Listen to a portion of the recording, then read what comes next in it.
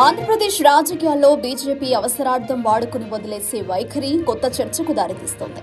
తాజాగా ఏపీ పర్యటనలో బీజేపీ జాతీయ అధ్యక్షుడు జేపీ నడ్డా వైసీపీ ప్రభుత్వంపై ఆరోపణలు చేస్తూ కూటమి ప్రభుత్వమే అభివృద్ధికి మార్గమని వ్యాఖ్యానించారు. ఇదే సమయంలో ఉపరాష్ట్రపతి ఎన్నికల్లో బీజేపీ అభ్యర్థికి మద్దతుగా నిలిచిన వైసీపీపై కనీసం బీజేపీ పెద్దలకు కృతజ్ఞత లేకుండా ఇంత తీవ్ర విమర్శలు రావడం ఆసక్తికరంగా మారింది.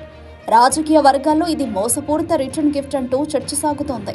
అసలైన విషయం ఏమిటంటే బీజేపీకి ఏపీలో బలమైన పట్టు ఇంకా దొరకలేదు. తెలుగుదేశం, వైసీపీ రెండు పార్టీలను సమతౌల్యంగా ఉంచుకోవడమే బీజేపీ వ్యూహం.